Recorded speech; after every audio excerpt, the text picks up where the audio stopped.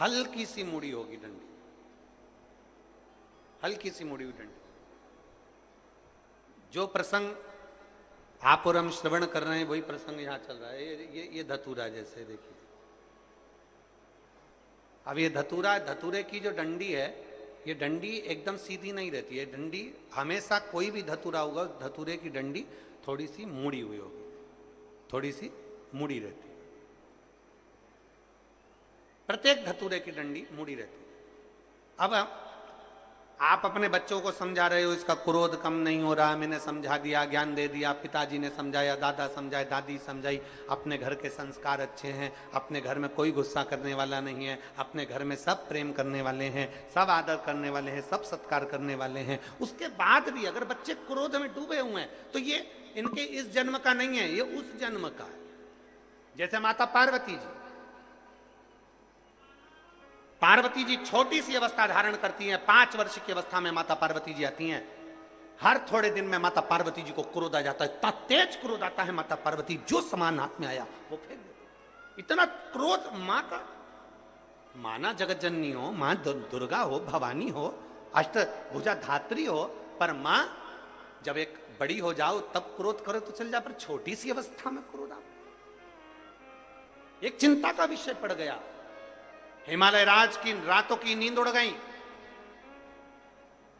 मां मैनावती की रातों की नींद उड़ गई। हमारी बेटी पार्वती को हुआ क्या है, थोड़े दिन अच्छी रहती है, 2-4 दिन अच्छी रहती है, 2-4 दिन में क्रोध कर जाती है, इतना क्रोध करती है कि वस्तु फेंक देती है। इतना क्रोध मां पार्वती का,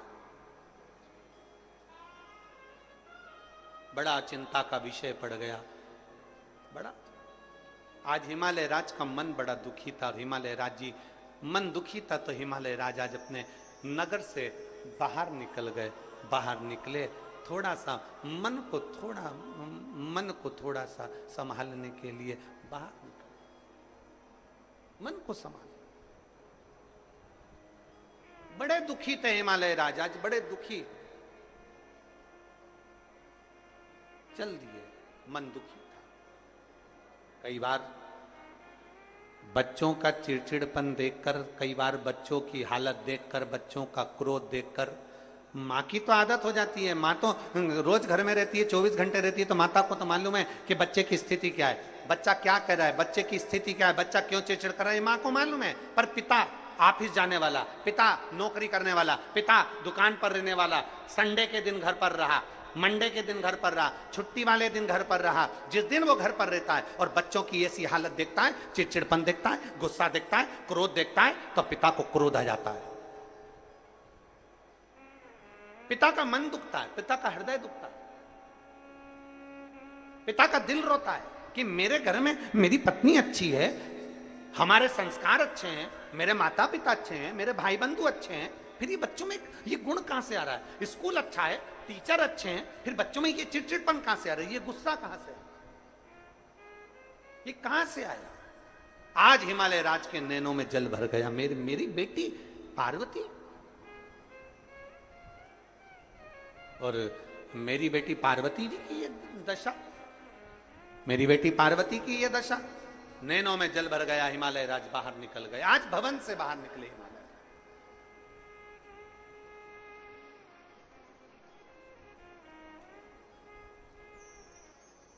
और हिमालय राज्य भवन से बाहर निकले,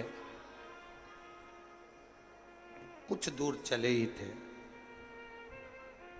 थोड़ी दूर हिमालय राज चले ही थे, इतनी देर में हिमालय राज को आज भगवान शंकर के परम भक्त, भगवान शिव के प्रिय भक्त श्री तुमरुका जी का दर्शन हुआ।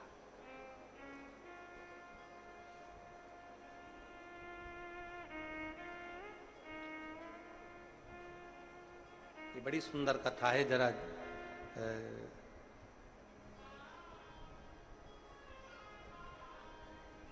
सावन के महीने की ये बड़ी प्रिय कथा है, आप इसका स्मरण जरूर करिएगा। बहुत जी आ रहे हैं, घोड़े का मुख लगाए, हाथ में वीणा रखी है, एक हाथ में करताल है।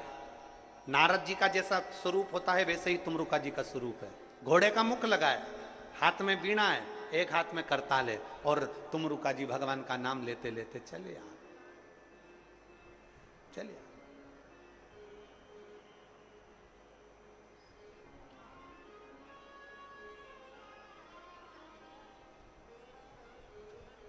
हिमालय राज ने जो तुमरुका जी को देखा, तुमरुका जी को देखते ही हिमालय राज ने तुरंत उसी समय, उसी पल, उसी घड़ी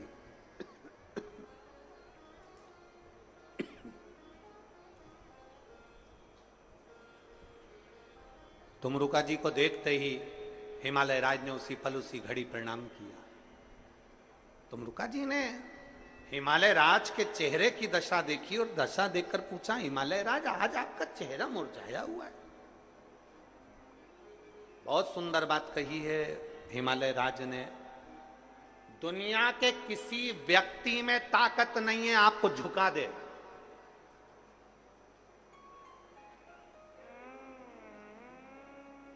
दुनिया में कोई ऐसा पैदा नहीं हुआ जो आपको तोड़ दे। दुनिया में ऐसा कोई पैदा नहीं हुआ जो आपको झुका दे, आपको तोड़ दे। व्यक्ति झुकता है और टूटता है तो अपने घर से टूटता है, नहीं तो दुनिया में किसी की सामर्थ्यता नहीं। कोई कितनी भी गाली दे कोई नहीं झुक सकता, कोई कितने भी तानी दे कोई नहीं झुक सकता। सबसे ज्यादा व्यक्ति टूटता है तो अपने घर से टूटता है, सबसे ज्यादा झुकता है तो अपने घर से झुकता है। दिन भर घर के लोग बैठकर अगर टॉर्चर करेंगे, दिन भर घर के लोग बोले जाएंगे, बोले जाएंगे, बोले जाएंगे, उसने ऐसा कर दिया, उसने वैसा कर दिया, उसने ऐसा कर दिया, उसने वैसा कर दिया, तो घर में रहने वाला व्यक्ति सबसे ज्यादा टूटा। कहीं पत्नी टॉर्चर कर रही, कहीं बच्चे टॉर्चर कर रहे, कहीं भाई टॉर्चर कर रहा, कहीं बहन टॉर्चर करे, कहीं माता पिता टॉर्चर करें, कहीं बंधु भाई टॉर्चर करे, कहीं रिश्तेदार टॉर्चर करें, तब व्यक्ति टूटता है। दूसरे में दम नहीं कि तुमको तोड़ दे, दूसरे की सामर्थ्यता नहीं कि तुम्हें झुका दे। घर के लोग जब बार बार करते हैं तो फिर झुकना पड़ता है। किसी के भीतर वो सामर्थ्यता नहीं है। हिमालय राज जैसे शिखर को, हिमालय राज जैसे पर्वत को, हिमालय राज जैसे राजा को, जो हिमालय का भी राजा है, पर्वतों का भी राजा है, उसको कोई दूसरा नहीं तोड़ पाया। घर के बच्चों की दशा देखकर, बार बार स्मरण देखकर टूट गया। एक बाप पान की दुकान चलाता हो, भले पानी का काम करता हो, चाहे एक साइकिल पर कपड़ा सामान बेचता हो, पर उसमें वो बल है कि वो दुनिया से लड़ सकता है। पर जब वो घर में आता है ना, और घर में पत्नी, बच्चे और परिवार मुंह फुला कर रहते हैं, उनके चेहरे की दशा अच्छी नहीं रहती ना, वो दुनिया से जीत सकता है पर घर में आके हार जाता है। एक व्यक्ति घर में आकर हार जाता है। और मेरा निवेदन है घर के बच्चों को, मेरा निवेदन है घर की पत्नी को, घर में रहने वाली मेरी माताओं को, मेरी बेटियों को, मेरी जीजियों को, मेरा निवेदन है मेरे घर के बेटा बेटियों को, तुम्हारा बाप, तुम्हारा पिता जब दिन भर थक कर काम कर कर जब अपने घर में आए ना, तुम्हारा चेहरा मुसद्दी लाल जैसा मत करो, तुम्हारा चेहरा प्रसन्न होना चाहिए, तुम्हारे चेहरे पर खुशी होना चाहिए, तुम्हारे चेहरे पर खुशी होना चाहिए, प्रसन्नता होना चाहिए, तुम्हारा चेहरा मुरझाया हुआ नहीं होना चाहिए। बेटी की दशा देखी, बाप रो देता है, बेटे की दशा देखी, बाप रो देता है, पत्नी का दशा देखी, बाप रो देता है, घर के लोगों की दशा देखी, बाप रो देता है, उसके चेहरे की प्रसन्नता चली जाती है।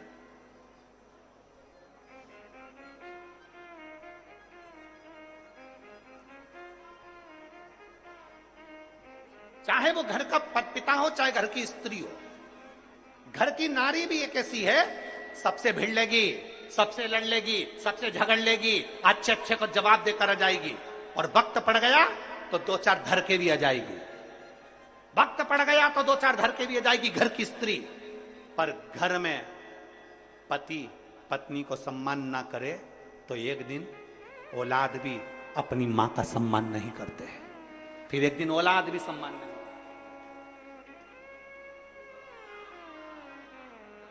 हिमालय राज की आंख में जल भरा।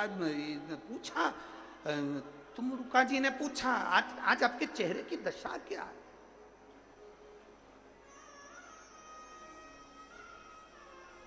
आज आपके चेहरे की ये दशा क्यों है?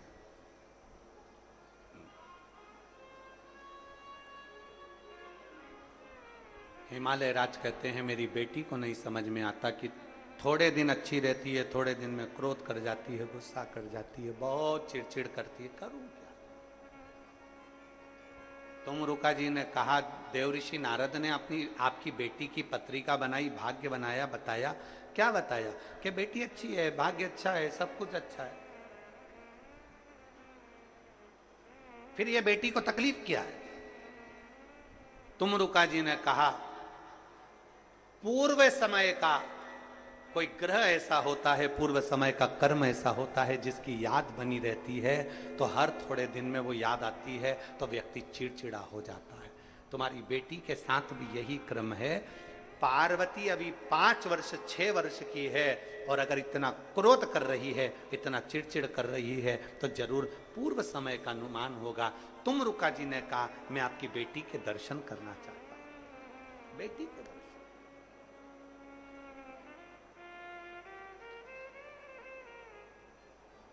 चलिए, श्री शिवाय नमस्तुभ्यं, श्री शिवाय नमस्तुभ्यं, श्री शिवाय नमस्तुभ्यं, श्री शिवाय नमस्तुभ्यं, श्री शिवाय नमस्तुभ्यं। जैसे देवऋषि नारद श्रीमन नारायण श्रीमन नारायण श्रीमन नारायण करते हैं, वैसे ही शंकर जी के भक्त तुमरुका जी, उनके मुख से भगवान शंकर का नाम निकलता है, नमः शिवाय, ओम नमः शिवाय, श्री शिवाय नमस्तुभ्यं। उनके मुख से शिव नाम निकलता है।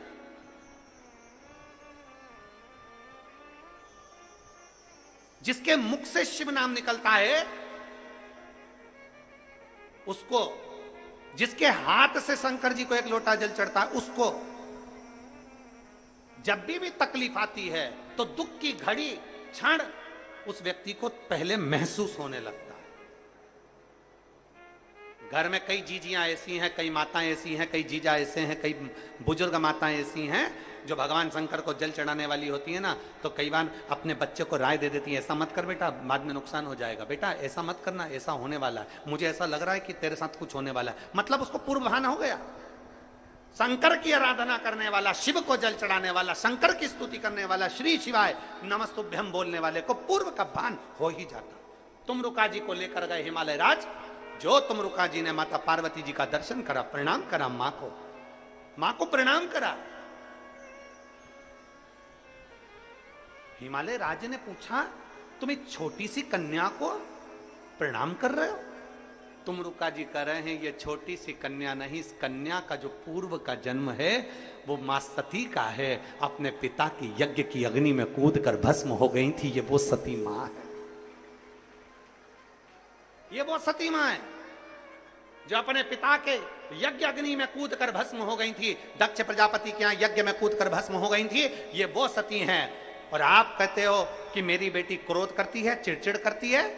ये माता पार्वती जो क्रोध कर रही हैं, ये पूर्व जो पिता के घर में गई थी, पिता ने अपमान करा था, बहनों ने अपमान करा था, भाइयों ने अपमान करा था, परिवार वालों ने अपमान करा था, वो अपमान सती के दिल में भर गया था। वो अपमान आज तक सती के दिल में है, और ये अगला जन्म ले ली, वो अपमान आज तक भूल नहीं पाई है, इसलिए चिड़चिड़ कर जाती है, क्रोध कर जाती है। वो अपमान आज तक नहीं भूली है। कई लोग कहते हैं, गुरुजी हमारे घर के संस्कार अच्छे हैं, परिवार अच्छा है, माता पिता अच्छे हैं, दादा दादी अच्छे हैं, रिश्तेदार अच्छे हैं, एजुकेशन अच्छी है, स्कूल अच्छा है, ट्यूशन अच्छी है, फिर बच्चे इतने चिड़चिड़ क्यों करते हैं? ये आज का नहीं। मेरी बेटी को मैं, जो सती थी, पूर्व का अपमान उसके दिल में जो भरा हुआ है, वो अपमान समाप्त कैसे होगा? तुमरुका जी ने कहा, अगर पार्वती शिव की आराधना करे। हिमालय राज बोले, ये तो देवऋषि नारद ने मेरी बेटी को वैसे ही शंकर की आराधना बताई है। मेरी बेटी को तो शंकर भगवान की आराधना, देवऋषि नारद जब बेटी गोदी में थी उस समय कहकर चले गए थे कि शिव की आराधना करे पार्वती, और मेरी बेटी शिव की आराधना करती है।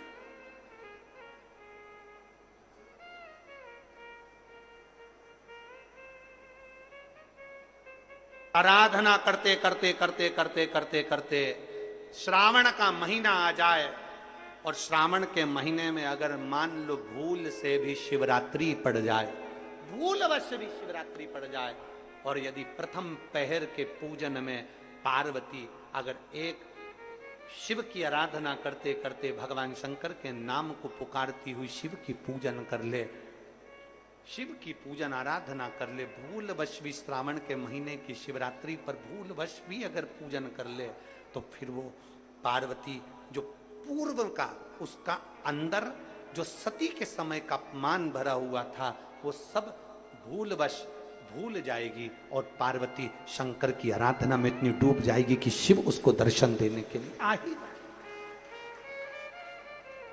हमसे कई लोग पूछते हैं, महाराज जी आप ये पूजन कराते हो ऑनलाइन, इसमें 21 गेहूं के दाने बता देते हो, कहीं काली मिर्ची बता देते हो, कहीं काली तिल बता देते हो, लाल फूल बता देते हो, ये आप भगवान शंकर की पूजन में ये सब सामग्री बता देते हो, धतूरा बता देते हो, बेलपत्र की इतने नग चढ़ाना है, ये काम करना है।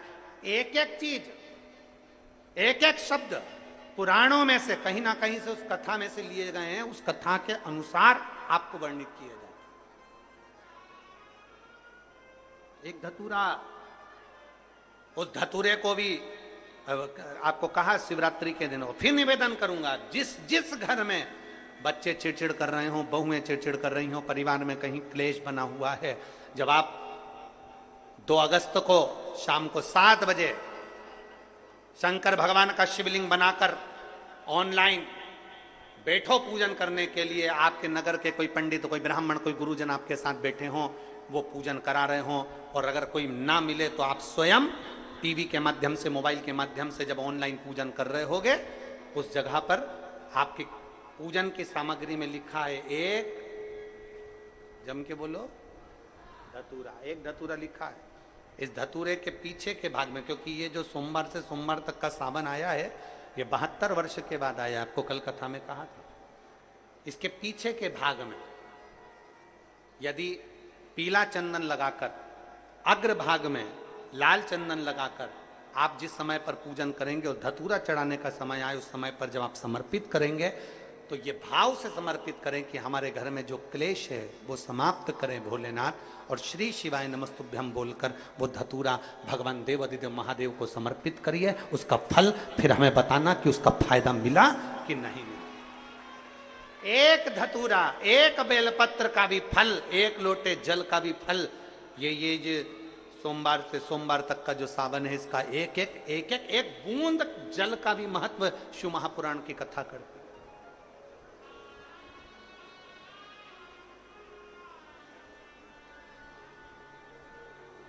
किसी ने कल के पत्र में था कि गुरुजी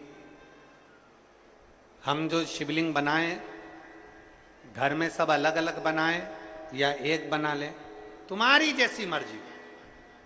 तुम्हारे बच्चों का मन हो रहा है कि हम भी शिवलिंग बनाएं, तुम्हारे पति का मन है, पत्नी का मन है, सब एक साथ पूजन करें, एक शिवलिंग बना ले, उसकी पूजन कर ले, जैसा तुम्हारा मन करे। पर 2 अगस्त को शाम को 7 बजे प्रथम पहर की पूजन में करो। और फिर एक बात याद रखना, 12 महीने अगर शिवलिंग बनाते हो, प्रदोष को शिवलिंग बनाते हो, सोमवार को शिवलिंग बनाते हो, बाकी के महीने में तुम शिवलिंग बनाते, पर जो शिवरात्रि है उसको क्या कहते हैं? शिवरात्रि। मतलब पूजन भी रात्रि को होना है, अनुष्ठान भी रात्रि को होना है, विसर्जन भी रात्रि को होना है, संपूर्ण। अगर 4 पहर की पूजन कर रहे हो तो 4 पहर का विसर्जन होता है। 4 पहर का पूजन होने के बाद फिर सुबह सुबह जब ब्रह्म मुहूर्त हो तब आप जाकर विसर्जन करो, वो शिवरात्रि। पर आप जब 1 पहर का पूजन कर रहे हो, मतलब शाम को 7 बजे पूजन कर रहे हो, तो शंकर जी का विसर्जन भी रात्रि को ही कर देना। शिवरात्रि है इसलिए। बाकी के समय पर अगर शिवलिंग बनाओगे तो रात होने के पहले विसर्जन करना पड़ता है। पर शिवरात्रि की पूजन कर रहे हो तो रात्रि को भी पूजन कर रात्रि को भी विसर्जन कर सकते हो। शिवरात्रि है इसलिए। अब विसर्जन करने कहां जाओगे? पानी गिर रहा है बहुत तेज, नदी नाले फूल हो रहे हैं, तालाब बावड़ी फूल हो रही है, कहीं नहीं जाना। अपने घर के बाहर एक बाल्टी में एक तसले में पानी भर कर रखो और घर के बाहर शंकर भगवान को अपने सिर पर लेकर घर के बाहर निकलो, बड़े आनंद के साथ में, ढोल नगाड़े के साथ में, थाली बजाते हुए, घंटी बजाते हुए, हर हर महादेव बोलते हुए, बोल बम बोलते हुए शिव जी का विसर्जन। कहीं मत जाओ, घर के बाहर एक तसले में पानी भर लो, उसमें विसर्जन करो। जब वो पानी मिट्टी गल जाए तब किसी पेड़ में, किसी वृक्ष में उसको डाल दो। कहीं जाने की जरूरत नहीं। नदी नाले पानी के समय में फूल जाते हैं, बहुत पानी भरा रहता है, ध्यान रहे पता नहीं, मिट्टी चिकनी होती है, स्मरण। तो घर के बाहर, अपने घर के बाहर उसका विसर्जन। और शंभु शरणे पड़ मांगू घड़ी रे, दुख का दया करीन दर्शन। हिमालय राज से कह दिया तुमरुका जी ने, अनुष्ठान पूजन करे, मां पार्वती शिव की आराधना करे। मेरे छोटे छोटे बच्चों से निवेदन है, बेटा बेटियों से निवेदन है, सब भगवान शंकर का भजन करो।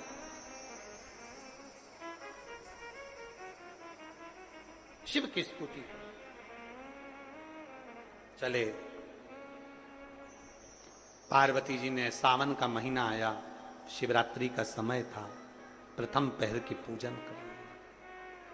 जिस प्रथम पहर की पूजन 2 अगस्त को शाम को 7 बजे अपन ऑनलाइन करेंगे, वो प्रथम पहर की पूजन माता पार्वती जी कर रही हैं। और करते से माता पार्वती जी को भगवान शंकर ने दर्शन दे दिया और दर्शन देकर कहा, पार्वती तू अब चिंता ना कर, तू मेरी ही शरण में आई, मेरी है और मेरी ही शरण में आई।